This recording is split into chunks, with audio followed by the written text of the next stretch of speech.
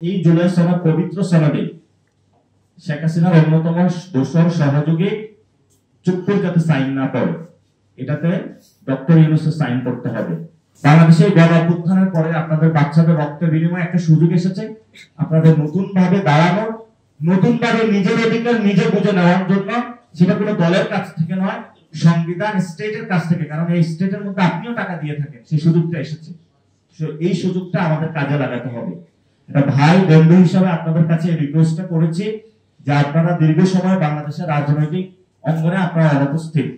এখন আমাদের যারা কর্মী অঙ্গনের ভাইরা আছে তারা কিন্তু এগিয়ে আসতেছে রাজনীতিতে।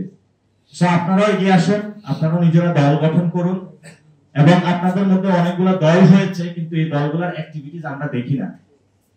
সুপ্রিম পার্টি নামে একটা পার্টি হয়েছে, এটার কোনো অ্যাক্টিভিটিস দেখি না। ডিজিএফআই এর মধ্য দিয়ে এটা লাইসেন্স নিয়ে নিয়েছে তারা। আপনারা কোনো এজেন্সির কাছে যাবেন না, কোনো ষড়যন্ত্রের কাছে যাবেন না, নিজেদের অধিকার প্রতিষ্ঠার জন্য আপনারা লড়াই করুন। আমরা লড়াই করতেছি রাজপথে, আপনারা একসাথে ঐক্যবদ্ধভাবে আমরা আপনাদের সাথে থাকবো।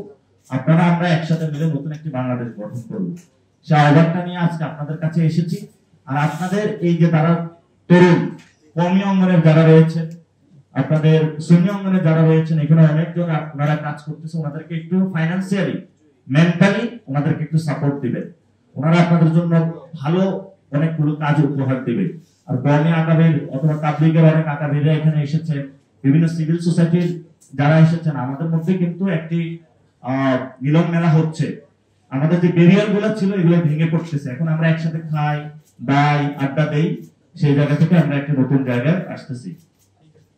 আর লাস্ট যে বিষয়টা হলো, মিডিয়া বাইরে রয়েছে বর্তমান পলিটিক্যাল এরিনাতে আমাদের আজকে একটি প্রতিনিধি দল জুলাই সনদের আইনি ভিত্তির কথা এগিয়ে নেওয়ার জন্য কনসেনসাস কমিশনে গিয়েছে। আমরা স্পষ্টত বলছি বাংলাদেশে, সেটা হলো জুলাই সনদের আইনি ভিত্তি দিতে হবে, এটার আদেশ জারি করতে হবে। বিএনপি প্রজ্ঞাপনের কথা বলছে এবং আমরা বলছি যে সেখানে আদেশের মধ্য দিয়ে যাতে একটা সাস্টেইনেবল প্রক্রিয়াতে নিয়ে যাওয়া যায়।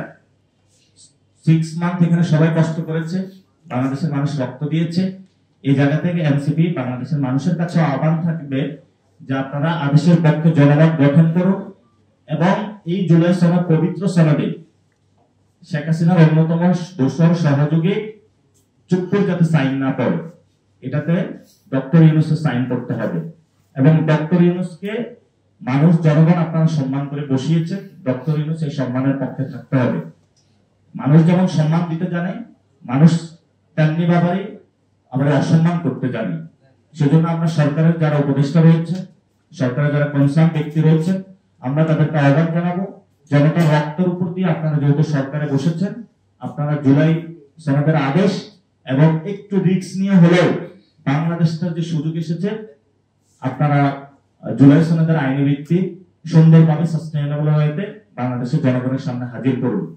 এবং অন্যান্য যে অপরাপর রাজনৈতিক দলগুলো রয়েছে, আমরা তাদের কাছে আহ্বান জানাবো যে আপনারা আসুন, আলোচনা করা যাবে। আপনারা রোডম্যাপ দেন, আলোচনার ভিত্তিতে দ্রুত একটা সমাধান করে আমরা একটা সুষ্ঠু ইলেকশনের বা একটি নির্বাচনের মধ্য দিয়ে বাংলাদেশের গণতান্ত্রিক উত্তরণের পথে যেতে চাই।